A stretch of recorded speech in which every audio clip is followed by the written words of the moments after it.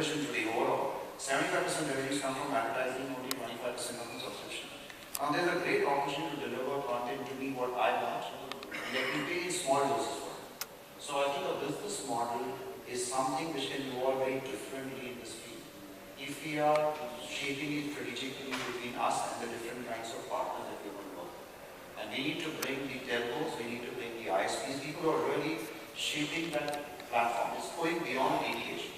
Till now, all of us as content creators have worked with DTH owners and work with them as partners. I think the partner definition is changing because new mediums are providing new platform for consumption. And that will need to get shaped by the content creators and the One last question before we turn it up to the floor is, you said these things normally change with one new disruptor coming in.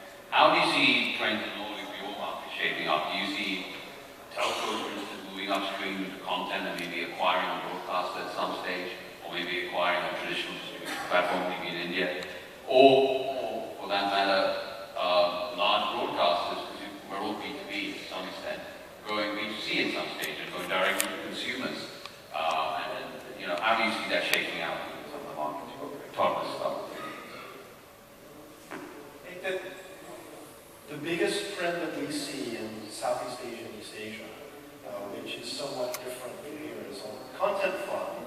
There's much more emphasis on local, relevant Asian content, and much less reliance on Western and Hollywood content. And that's a very big theme, very big trend.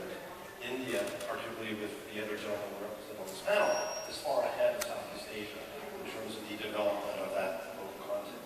And we find that a lot of non-traditional players are beginning to invest and to create that local content. And I think that's a very exciting and healthy development for the overall growth of the pay TV business in Southeast Asia. Thank you, Nuj. maybe a broadcast acquiring telcos. Yeah, that's But I think yes, there will be a lot of disruption and just to do it, and it will be outside in my mind the ecosystem that we operate. It happened in the US also. I think a lot of people have tried it eventually, but Netflix disrupted it more than anyone else. So I'm sure one of the players here will also do. I'm sure many of those who are in the US already tried to do it in India. I'm sure they would like to enter India and see if they can have a major play. And I'm sure a lot of content creators here would like to do a major play. Also because I think traditionally the way content business is going, there has been content creators and platforms. And there are very distinct lines of difference between the two. In some way today, the lines between a content creator and a platform is blurring and people. And that line therefore enables a lot of players who are playing a role today of just a content creator to say, can I go downstream and be a content provider and have a handshake with the consumers as a B2C model. Or a guy who's already doing the B2C model, come back and say, can I get the content?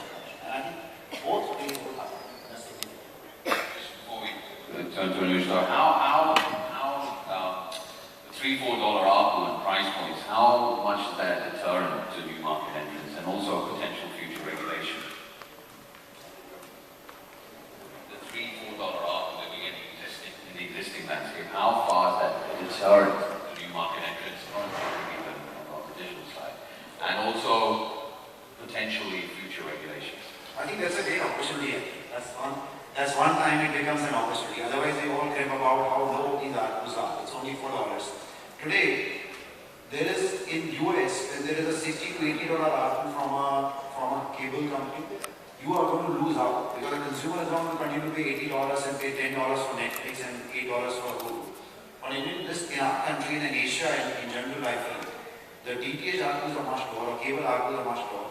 And it is possible to develop another business with $4 more coming in through the delivery of content. And you look at in our country, the content consumption is low. We spend only 3 hours watching television. In US, people spend 6 to 7 hours watching television. And that is going to grow on the back of new media and hopefully new ARPUs coming in. So it will be a great time for both the platforms to succeed and even the content creators who can succeed to deliver content to these mediums. To sum up, I think one of the critical elements here is consumer. And I'm going to just add on to what Sanjay said. Consumers are probably going to be the content producers and distributors together, right? So They are doing a lot of their stuff already, and I think we will have to watch out for them as well, because the way it is going, a few years later we will probably be competing with some consumer here, probably become bigger content producer than all of us here, and also being distributed on these platforms much easier. So if you look at last 60 years of video delivery, from Spectrum problems 40 years back.